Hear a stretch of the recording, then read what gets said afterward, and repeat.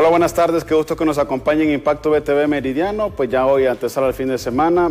Ruth, buenas tardes, un gusto saludarle. Buenas tardes, feliz jueves. Bueno, rápido se van los días definitivamente y para nosotros siempre es un placer estar atentos con todo el acontecer nacional e internacional. Por supuesto, obviamente, como usted bien lo sabe, no podemos comenzar algo importante en nuestras vidas sin ponernos en las manos de Dios. Amén. Por eso le invitamos a que en este momento usted pueda cerrar sus ojos, inclinar su rostro y quedarse con nosotros en estos instantes para dar inicio a nuestra agenda informativa el día de hoy, pero sobre todo para pedirle a Dios de que tenga misericordia y compasión con aquellas personas enfermas, no solamente de coronavirus, sino que también de otras enfermedades como el cáncer, la diabetes, el VIH, aquellas personas que padecen de artritis. Todo esto, Señor, te lo ponemos en tus manos. A todas y cada una de las personas, de los hondureños, que en este momento, Señor, se encuentran en los hospitales, en un centro de salud, Señor, especialmente aquellos que están en sus últimos instantes, en sus momentos de agonía. Te suplicamos que seas tú, Señor, el consolador. Que seas tú, Señor, quien les dé la paz en estos momentos, para que si tú decides llevárselos contigo, Señor, puedan irse en paz. Y si tú decides, Señor, mantenerlos un tiempo más aquí en la tierra, pues para que les des fortaleza de seguir luchando y de seguir adelante en medio de la crisis que ellos mismos están viviendo. Te suplicamos también por sus familias, para que tú las ilumines, Señor, y a pesar de la decisión que tú tomes, porque tú eres el dueño de la vida de cada uno de nosotros, estas personas, estas familias sean fuertes.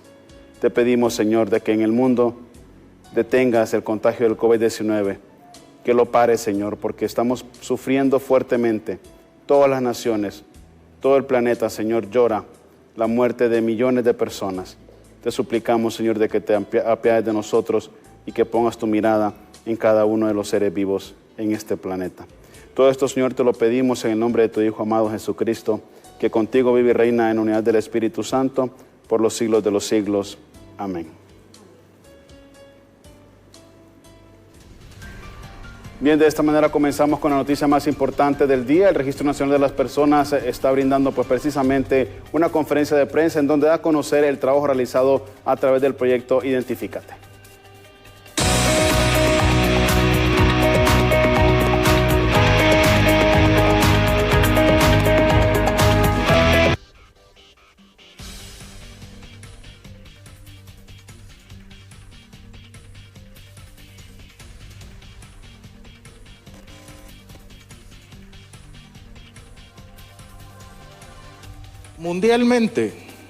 Mundialmente, ese estancamiento tecnológico que teníamos en 5.000 años.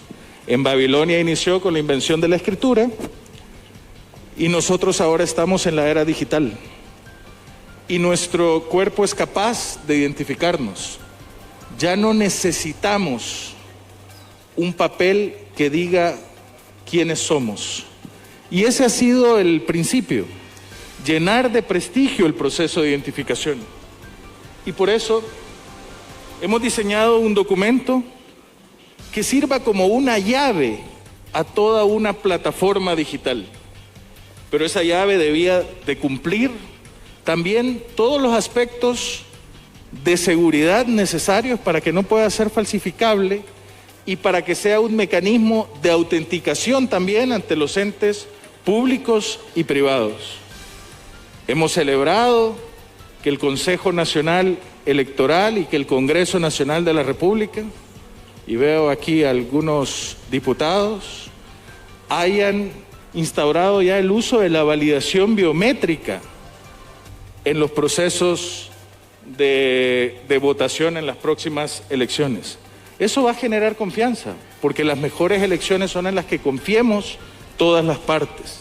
Y por ello el documento, para hacer también algo que se tiene, recordemos que una autenticación segura parte de un doble factor de autenticación, algo que tengo, algo que soy o algo que sé, un password, una tarjeta o una identificación biométrica.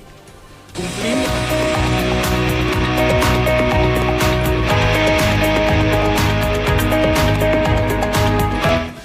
Continuamos con temas relacionados a ello y es que las autoridades del Registro Nacional de las Personas han manifestado que se modificó la fecha para la emisión y portación de la identidad, dando mayor plazo a la ciudadanía para que se enrole y por supuesto de esta manera pueda participar en los comicios electorales. El Congreso Nacional aprobó un préstamo que ya estaba autorizado por el Banco Centroamericano de Integración Económica para la continuidad del proyecto Identifícate en la entrega del nuevo DNI. Y también extendió el plazo de la actual tarjeta de identidad del 15 de agosto, lo pasó al 15 de octubre, lo que nos va a permitir suficiente tiempo para que el Registro Nacional de las Personas, a través del proyecto Identifícate, con el apoyo del PNUD, pueda reactivar todas las actividades, recontrataciones, adquisiciones de equipo, alquiler de vehículos, combustible y toda la logística necesaria para poder reactivar y relanzar el contingente de brigadas móviles y hacer entrega de este documento a todos los confines del territorio nacional antes del 15 de octubre con toda seguridad. ¿Cómo han notado la afluencia de personas al momento de reclamar su nuevo DNI, luego de haber realizado todo el proceso previo? Y si no llegan las personas, digamos, a los centros ya establecidos, ¿de qué manera se podrá llevar esto a las diversas comunidades? Bien, y siempre en esta temática, más de 1.7 millones de identidades faltan por entregar y según autoridades se inicia hoy con masiva entrega a nivel nacional. Kenia Chinchí está completamente en directo desde la zona norte del país para darnos más detalles de esta entrega. Kenia, con usted, buenas tardes, es un gusto saludarle. Buenas tardes y muchas gracias, licenciado Efre Guevara, compañeros en estudios y televidentes de BTV. Así es, ampliando sobre este mismo tema, me acompaña Norman Portillo, portavoz del Registro Nacional de las Personas aquí en San Pedro Sula, para ampliarnos sobre, bueno, falta 1.7 millones de identidades que entregar. Norman, ¿cuál es la estrategia para avanzar en este proceso? Bueno, ya después de que ha sido aprobado el presupuesto de 9.4 millones de dólares para reiniciar el proceso de entrega del DNI en todo el país, ya las autoridades han informado que ya se está el proceso de la recontratación de las personas que irían ya a la entrega directa de este documento. Y lo importante es decirle a la población que estén atentos, que hay fechas, que hubieron cambios que hizo el Congreso en el sentido de, por ejemplo, que el 5 de septiembre tienen los ciudadanos que hacer dos cosas. Antes del 5 deben hacer lo que es el enrolamiento y hacer su actualización domiciliaria para que puedan aparecer en el padrón electoral. Luego también es que el 15 de octubre también es una fecha muy importante porque hasta el 15 de octubre tiene validez la vigencia de esta actual tarjeta de identificación y entraría en vigencia el nuevo documento nacional de identificación. Norman, en cuanto a los lugares de entrega, ¿se va a ampliar otros sectores? ¿En qué colonias? ¿Si va a ser aquí en la zona norte, igualmente que en Tegucigalpa y los demás departamentos o municipios del país? ¿Qué estrategia se está utilizando para avanzar? Bueno, ya la información que está ya es listo, ya se está preparando ya para hacer ya una entrega masiva. Se va a llegar a los departamentos, a las aldeas, a los caseríos, a las colonias, a los lugares donde está cerca del domicilio del ciudadano para que pueda retirar su DNI. Pero también es importante informar a la población que, así como lo han dicho las autoridades, que también a la par se irá haciendo lo que es el enrolamiento, ¿verdad? Para aquellas personas que todavía no han logrado enrolarse. Para finalizar, Norma, recordar las fechas importantes para la población. Bueno, primero que al 5 de septiembre tienen para hacer lo que es el traslado, el enrolamiento y hacer lo que es la actualización domiciliaria al 5 de septiembre. Y luego que el 15 de octubre, pues la parte donde vence ya la fecha que vence la vigencia de la actual tarjeta de identificación. Muchas gracias a Norman Portillo, portavoz del Registro Nacional de las Personas de San Pedro Sula, que nos brinda este importante informe. Se realizará una entrega masiva de las identidades de las personas que ya se habían enrolado, que eran más de 5 millones, y también por las fechas que nos mencionaba. Compañeros, desde San Pedro Sula, con este informe retornamos a estudios. Buenas tardes. Kenia, buenas tardes. Gracias por su informe. Por otro lado, sindicalistas de los hospitales psiquiátricos se encuentran preocupados, esto ante la falta de medicamentos en estos centros asistenciales. Por eso hacen un llamado urgente a las autoridades pertinentes para poder solventar esta situación.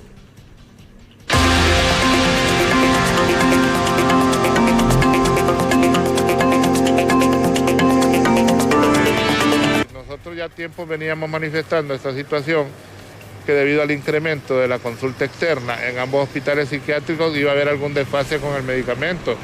Y en el mes de julio ya se empezó a detectar en el Mario Mendoza la falta de un medicamento que es del cuadro básico, que se llama Risperdal. Nosotros hemos venido diciendo que cómo es posible que en Honduras solo hayan 2 hospitales psiquiátricos y que 2 estén ubicados en la misma ciudad. o en el mismo departamento, teniendo que atender pacientes que vienen en frontera con Guatemala, frontera con El Salvador, de esos lugares recónditos y que vengan gastando una suma de dinero importantísima y que vengan a recibir una receta. Entonces estas son las injusticias que están pasando en el Hospital Mario Mendoza principalmente, porque no contamos con este medicamento. Los pacientes lo necesitan tomar a diario porque se descompensan fácilmente ante la falta de medicamentos y compensarlos es un poco más complicado. Entonces no estamos haciendo medicina preventiva, sino que medicina cuando ya el paciente lo ocupa.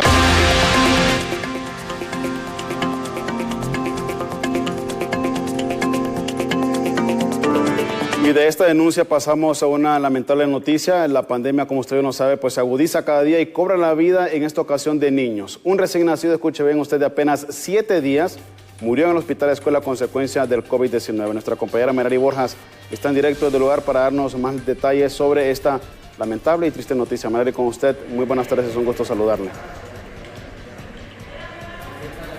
Así es, lamentablemente las muertes por COVID-19 continúan en incremento. El Hospital Escuela reporta en las últimas horas 6 fallecimientos de hondureños por este virus y lamentablemente un menor de apenas 7 días de nacido. Juliet Chavarría, portavoz de este centro asistencial, nos brinda más detalles de este lamentable informe.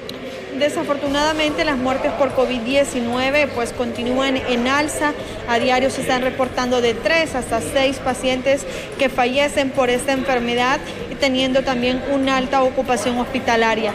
En las últimas 24 horas tenemos el reporte de 6 defunciones, entre ellos un menor de edad de 7 días de nacido que estaba en la sala de observación COVID, y se le realizaron las pruebas necesarias, también los estudios radiológicos, y esos indican que su muerte probablemente fue a causa del COVID-19.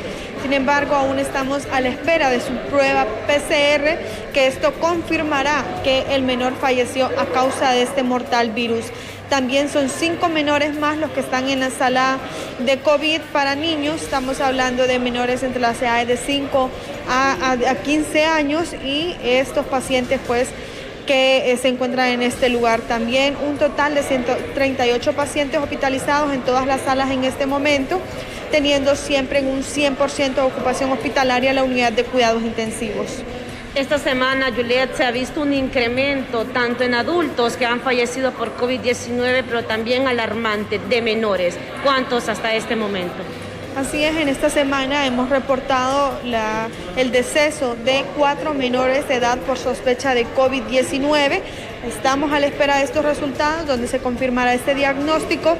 Sin embargo, presentaron sintomatología de la enfermedad, por tal razón fueron atendidos en las salas de COVID-19. Es importante que los padres de familia tomen todas las medidas de bioseguridad para evitar exponer a los menores, a los adultos mayores, también a las mujeres embarazadas, que son la población más vulnerable, y buscar atención médica a los primeros síntomas, que esto evitará tener mayores consecuencias. También tenemos 5 mujeres embarazadas en la sala de ginecología, la unidad de cuidados intensivos en su máxima capacidad, y 138 pacientes en todas las salas COVID-19. ¿Estos menores presentaban alguna enfermedad o simplemente están muriendo a causa o sospecha de COVID-19? No presentaban enfermedades, sin embargo, pues llegaron con síntomas respiratorios agudos. Por tal razón se trasladaron hacia la sala de COVID y lamentablemente su situación ya estaba en una condición delicada. Por tal razón se han reportado estos decesos. Sin embargo, sospechosos hasta este momento, a la espera de su prueba de PCR. Gracias a Juliet Chavarría, portavoz de este centro asistencial. Así de crítica la situación de la pandemia en nuestro país, afectando ya a los menores de edad, a los niños, que esta semana este hospital ya reporta 4 fallecimientos, uno de apenas 7 días de nacido en las últimas horas. Con este informe, retorno a estudios.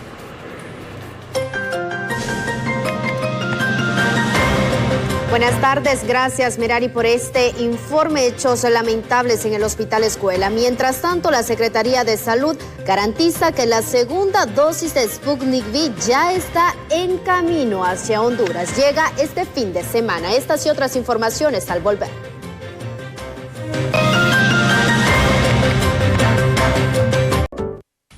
Continuamos con más información en Impacto de TV Meridiano. Médicos le están pidiendo a todas las mujeres embarazadas vacunarse contra la COVID-19, ya que de esta manera evitarán morir a causa de este virus. La vacunación es algo que hemos estado esperando hace días, que queríamos que nuestras pacientes embarazadas se protegieran. Sin embargo, a partir del 9 de agosto, la Secretaría de Salud informó que va a estar vacunando hasta el 14 de agosto la vacuna Pfizer a las pacientes embarazadas. El único requisito que están pidiendo es su carnet de vacunación, sea público o privado, y su identidad. Le hago un llamado energético a todas las pacientes que están embarazadas que por favor asistan a vacunarse. ¿Por qué? No quiere decir que no les va a dar COVID, pero si les da COVID, les va a dar un COVID menos grave. De esta manera es más seguro para ustedes y para su bebé. No se van a contagiar porque la vacunen. Puede que sientan algo de malestar general, un poquito de fiebre, inclusive dolor en el brazo, pero pueden tomar acetaminofén en horario y no van a tener mayor molestia. ¿Esto no afecta al feto? No afecta en ningún motivo al bebé. Esto se lo digo con toda certeza. Yo soy médico materno-fetal, yo me encargo de ver los bebés. Se los digo, de corazón, por favor, vacúnese sin miedos. Ténganle más miedo al COVID. ¿Y cómo está la situación de COVID-19 que ve usted en mujeres embarazadas? Pues mira, en las últimas 18 semanas se ha muerto una mujer embarazada por semana. Esto es algo sumamente alarmante. La letalidad en la mujer embarazada es el doble que una paciente no embarazada, entonces por eso les digo enérgicamente. Y un nuevo lote con más de 170,000 vacunas en contra del COVID-19 de la farmacéutica Pfizer llegaron este día al país para aplicar segundas dosis. Nos llevamos más de 430,000 dosis de compra bilateral de Pfizer. También llevamos más de 5 millones de vacunas recibidas y alrededor de 2.8 millones de hondureños que han sido inmunizados con una dosis y más de 600,000 hondureños que han sido inmunizados con el esquema completo. ¿Cuántas se reciben hoy? Hoy se reciben, me parece, más de 170,000 dosis y en la siguiente semana estaríamos recibiendo otro lote sumamente importante que creería yo, a mi criterio, que es la compra bilateral más grande que se ha hecho y estaría llegando la siguiente semana. ¿A qué sectores se estará destinando este lote? Este lote se estará destinando a como segunda dosis de las personas embarazadas que están siendo inmunizadas en este momento y adicionalmente a eso también tenemos el otro contexto que es todos los adultos mayores también que hemos vacunado en el vacunatón sobre todo y en algunos otros contextos, ¿verdad? Y lo que viene en la siguiente semana sí sería utilizado para primeras dosis exclusivamente. ¿Se confirma la Sputnik, la llegada? Siempre con la temática de las vacunas anti-COVID, las autoridades de salud están garantizando que el primer lote con 20,000 vacunas del segundo componente de la vacuna rusa Sputnik V estaría llegando el fin de semana al país, por lo que la embarcación, aseguran, ya salió de este país de Rusia. Sí se mantiene, ya el domingo nosotros vamos a estar recibiendo esa vacuna, así es que no hay que temer, todo va a estar en orden. Iniciamos el proceso de inoculación el 19 de agosto. ¿Cómo será el proceso en la vacunación? ¿Cuál será el grupo prioritario? Bueno, tenemos los grupos mayores de 75 años, recuerde que con ellos iniciamos. Vamos a estar anunciando ya los sitios de vacunación que generalmente van a ser los mismos. Lo importante es que ya comenzamos, ¿verdad? Y ya el intervalo pues está en sus tiempos justos y ya vamos a tener esa segunda protección que se había iniciado. Ministra, se habla de la llegada de un primer lote con 20,000. ¿Se garantizan un segundo lote y con las otras 20,000 vacunas no vamos a tener el mismo problema que hemos arrastrado estos 3 meses? Bueno, ya el Fondo Ruso de Inversión Directa pues nos ha informado, ¿verdad? Que a finales de la próxima semana ellos se comprometen a enviar ese segundo lote de 20,000 dosis, así es que no tenemos ningún problema. ¿Habrían 2 jornadas de vacunación con la Sputnik entonces? Van a ver, es una sola jornada, lo que pasa es que son más de 40,000 personas que no terminamos en 2 días, no terminamos, son 4 departamentos. ¿La mayoría de personas que se aplicaron la Sputnik son del Distrito Central o de otros departamentos? La mayoría son del Distrito Central, aquí tenemos 33,000 personas que vacunar, las otras están en el departamento de Valle, en el departamento de Cortés también, que tenemos un grupo allá, y estamos con La Paz. Y el pediatra Darío Zúñiga asegura que sería un grave error que los niños y jóvenes retornen a las aulas de clases, ya que los casos del COVID-19 en menores se han disparado hasta en un 50%. No, definitivamente el llamado a clases para mí es una situación irresponsable en este momento. Nuestras escuelas no están listas, nuestros maestros no están vacunados. Habría que revisar las escuelas públicas y ver los baños sanitarios, ver si están disponibles, ver si tienen agua potable para ellos, ver cuáles son las medidas de bioseguridad que van a tener, qué grados son los que se van a empezar a trabajar, pero yo creo que no estamos listos. Invito a la Secretaría de Educación que se acerque a la Asociación Pediátrica Hondureña, donde hay expertos en el manejo de niños, epidemiólogos, que puedan decirles cuáles son las medidas que se van a tomar. Creo que aquí es de unificar esfuerzos para poder evitar que nuestros niños mueran, porque realmente, como les decía anteriormente, A casi un año y medio de la llegada de los hospitales móviles al país, profesionales del derecho exigen se brinden respuestas para la nula operación de los mismos, específicamente en las ciudades de Choluteca, La Ceiba, Danlí y Santa Rosa de Copán. Nuestro compañero Samuel Cuello está completamente en directo para darnos estas impresiones sobre esta temática que obviamente preocupa a la población durante varios meses. Samuel, con usted, buenas tardes, un gusto saludarle. Así es, compañeras y compañeros en el estudio, en la capital de la República, a todos los días que nos ven por la pantalla de Impacto BTV Meridiano. Me encuentro con la abogada Gracia Beltrán. Ella es analista jurídica, que nos brindará un poco más de detalles porque, abogadas, a más de un año que tenemos de los hospitales móviles, todavía no hay ninguna respuesta. Y lo más interesante y la problemática que tenemos es que solamente está funcionando el de San Pedro Sula a mitad de sus capacidades. Deberían de dar ya resultados los operadores de justicia para de esta manera encontrar a los responsables de este latrocinio. Sí, bueno, se ha vuelto insostenible el hecho de que el Ministerio Público, lejos de coadyuvar para el fortalecimiento de lo que es la salud pública, ha sido pues parte de esa estructura que violenta de manera sistemática lo que son los derechos a la salud y a la vida de los hondureños. Y esto es así porque lejos de cumplir su misión de investigar y de llevar a juicio a cada una de las personas que han contribuido a estas compras millonarias de arriba de 48 millones de dólares, se ha quedado únicamente con el enjuiciamiento del señor Marco Bográn y del señor Alex López. Sin duda, pues esto nos deja a la sociedad en indefensión porque ellos son precisamente los que defienden los intereses de la sociedad. Entonces tenemos el 80% prácticamente de la sociedad exigiendo la vacunación. Tenemos los hospitales móviles que están en completo abandono, únicamente el de San Pedro Sula. Tenemos los hospitales tanto en San Pedro Sula como en Tegucigalpa colapsados completamente por el rebrote del hospital, del COVID. Y pues obviamente lo que exigimos como sociedad civil es que el Ministerio Público se encargue de llevar a juicio a todas las otras personas que contribuyeron para esta compra fraudulenta. En ese sentido, siguen siendo los hospitales de referencia los únicos que están intentando salvar a los pacientes del COVID-19. Y pues a simple vista, ninguno de estos hospitales está dando ningún tipo de servicio. Entonces, ¿qué se debería hacer con estas unidades que vinieron de Turquía y que prácticamente han quedado en el abandono?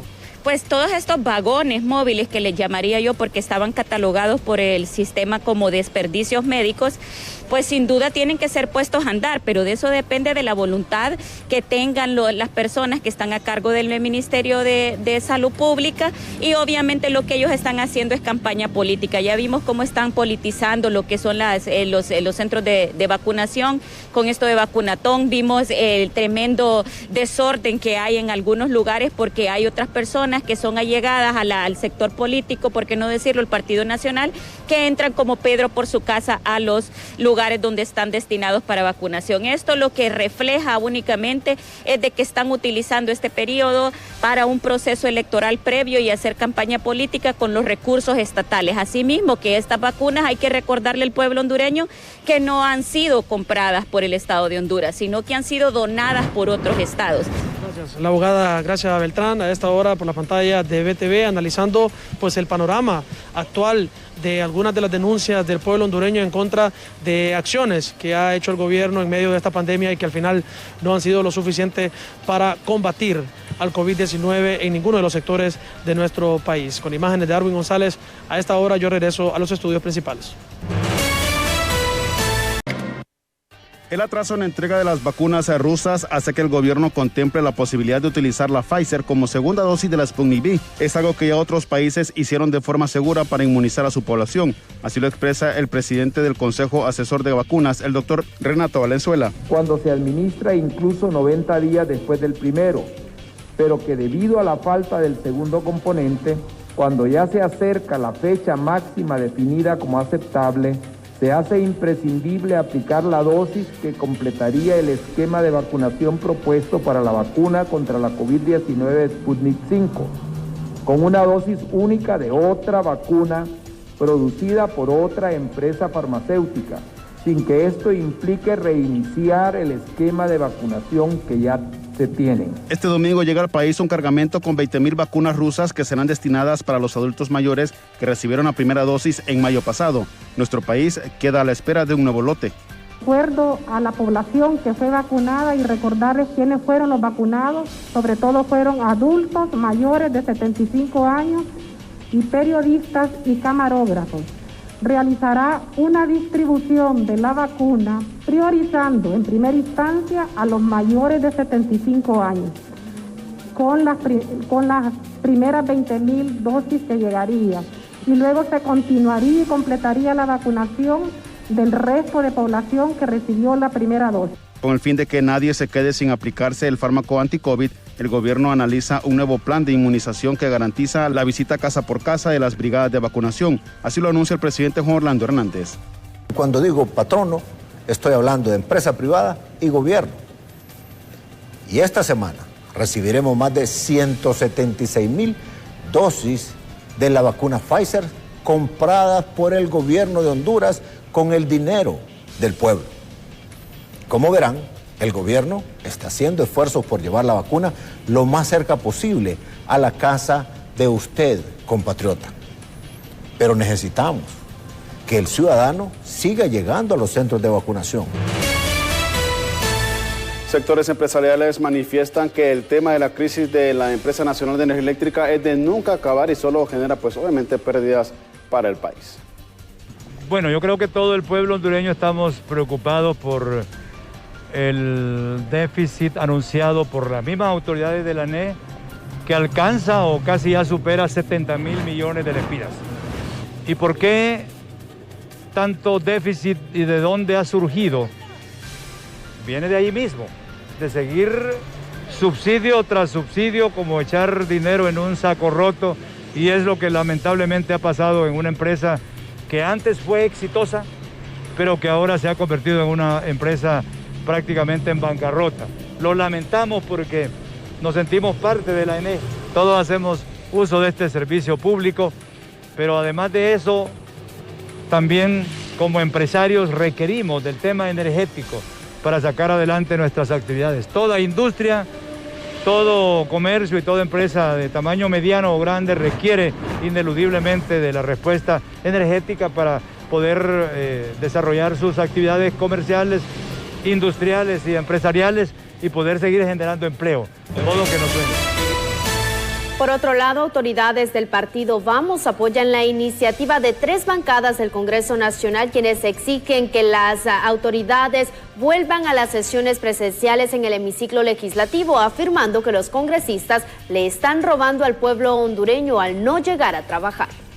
Sin embargo, nosotros sí creemos que el Congreso Nacional debe hacer hoy las reuniones presenciales, que por cierto, se habían tardado estas bancadas en pedir estas reuniones presenciales, porque realmente desde la campaña internas, ellos andan en política y todo esto, y cómo es posible de que en el Congreso sí hay COVID y en la calle no. Entonces me parece a mí que es un doble discurso, es una pena, es una vergüenza realmente que se le esté pagando grandes cantidades de dinero a estos diputados que todavía tienen el valor de cobrar viáticos y todo, y sin venir a las reuniones usted. Y todavía hay otros más sin vergüenza todavía que no entran ni virtualmente a las reuniones. Eso es más descarado realmente. Entonces me parece a mí, licenciado, que aquí por eso el partido Vamos presenta varios candidatos, presenta varias estructuras a la elección popular, porque realmente ya no creemos en esta clase política tradicional, porque ellos se han querido adueñar de este país y no quieren soltar ese status quo que hoy ostentan. A la gente aquí tiene que ver y hacer cambios, ya es necesario que razone su voto. Bueno, mire, si la gente realmente es pensante, es razonable, si queremos seguir en lo mismo, sigan votando por lo mismo. Pero si quieren haber cambios, si quieren tener cambios, entonces tiene que haber cambio de Congreso, de diputados en el Congreso Nacional. Y las deportaciones aumentarán en un 100% este 2021, pese a las supuestas políticas migratorias que intentará implementar el presidente Biden desde su llegada a la Casa Blanca.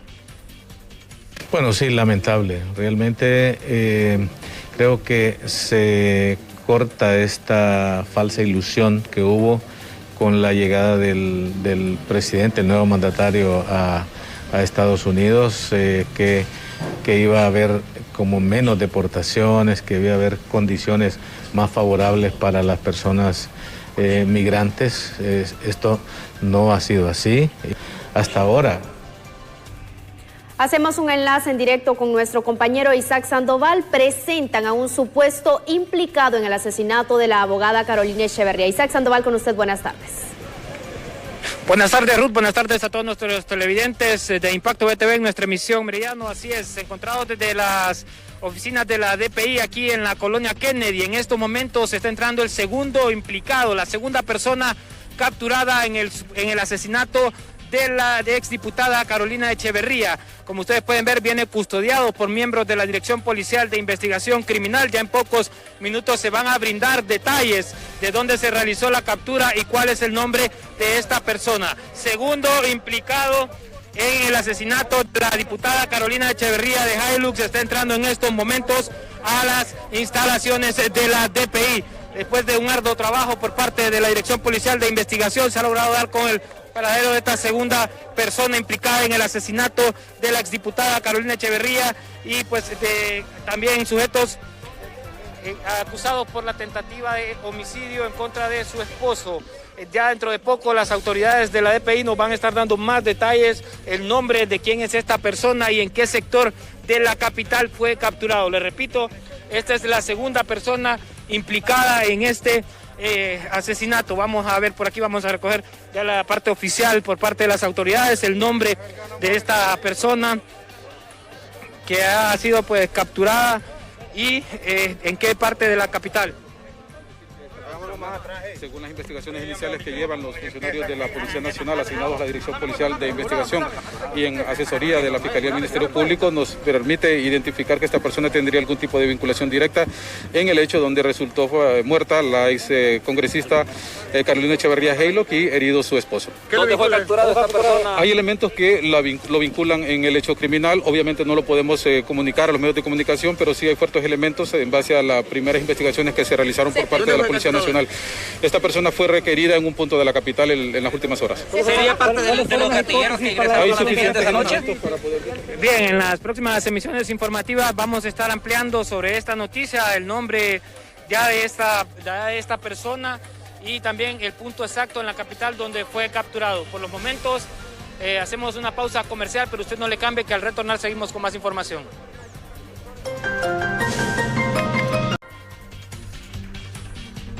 La Agencia Técnica de Investigación Criminal, en conjunto con otras instituciones, realizó la identificación y destrucción de una plantación de cocaína en un sector de La Mosquitia y también destruyó un laboratorio para procesar este mismo tipo de droga a través de una pasta. Pablo Martínez está completamente en directo para darnos detalles de cómo sucedió este procedimiento. Pablo, con usted, buenas tardes. Muchas gracias, compañeros en los estudios principales. En este momento me acompaña Carlos Morazán, quien es portavoz del Ministerio Público, precisamente para darnos detalles acerca de esta erradicación de una plantación de cocaína. Que no sea usted que nos dé más los detalles, Carlos, acerca de este proceso, dónde se hizo, en qué sector y cuánta fue la cantidad. En efecto, la Agencia Técnica de Investigación Criminal, ATIC, en coordinación con la Fiscalía Especial contra el Crimen Organizado, lograron ubicar, tras labores de investigación, de inteligencia, de seguimiento y utilizando técnicas especiales de indagación, una plantación de arbustos de hojas de coca en una zona muy inhóspita y selvática de La Mosquitia hondureña. Llegar a esa zona representó un reto en cuanto a que por el río Sico vehículos de la ATIC tuvieron que ser transportados vía marítima. Al final, 3 manzanas con cultivos de hojas de coca fueron localizados. Ya estando en el punto, todos los agentes de la ATIC comenzaron el levantamiento de indicios, es decir, recolectando los indicios que van a sumar al expediente que se ha abierto en la Fiscalía contra el Crimen Organizado para identificar a las personas o a la organización criminal responsable de estos cultivos. Una vez levantados los indicios, se procedió a su erradicación total, luego a su incineración y además también al desmantelamiento de una instalación donde comenzaban a montar un narcolaboratorio para el procesamiento de la pasta de coca. Todo esto fue en un 100% destruido como parte de las acciones y de la estrategia que la ATIC y que la FESCO del Ministerio Público mantienen contra el narcotráfico a todos los niveles. En este caso hablamos de grupos ya que trafican a gran escala.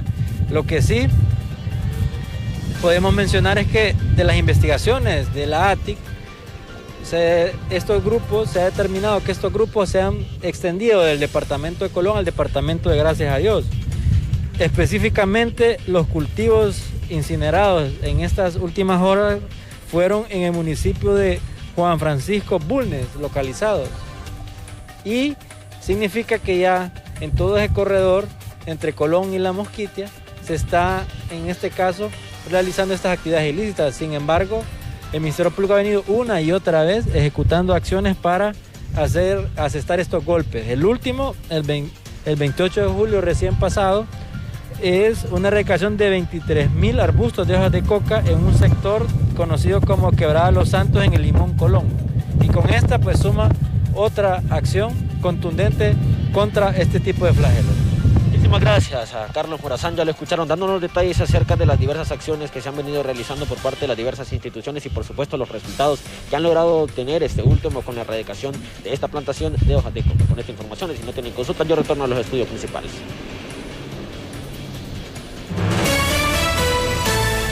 Por otro lado, de varias heridas de arma de fuego, este día perdieron la vida 2 personas.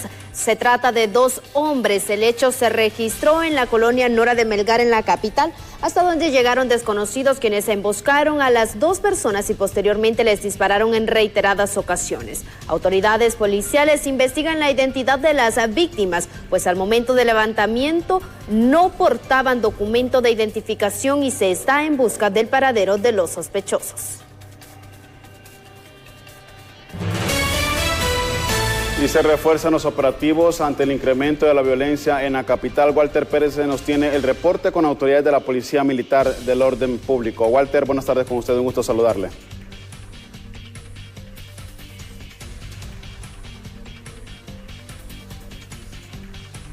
Buenas tardes, el capitán Mario Rivera, portavoz de la Policía Militar, me acompaña en estos momentos, ya que se refuerzan los operativos en diferentes puntos de la capital para reducir los índices de violencia. Capitán, muy buenas. Muchas gracias, licenciado. Muchas gracias, compañeros en estudios. Afirmativo, Fuerzas Armadas, a través de personal de la Policía Militar del Orden Público, está realizando operativos de seguridad en diferentes sectores de la capital.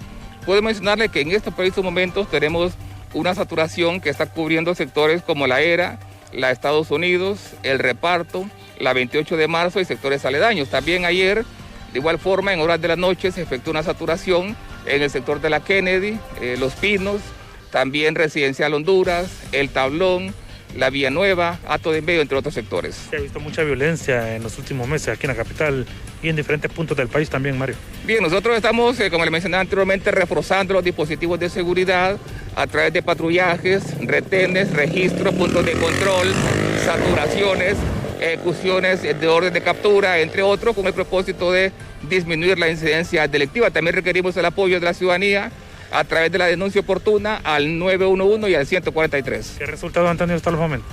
Bien, en estas saturaciones que hemos estado realizando se ha decomisado lo que es supuesta marihuana, también algunas armas de fuego, y se han detenido algunas personas para efectos de investigación. Gracias, el capitán Mario Rivera de la Policía Militar del Orden Público en torno a estos operativos que se realizan de manera constante aquí en la capital.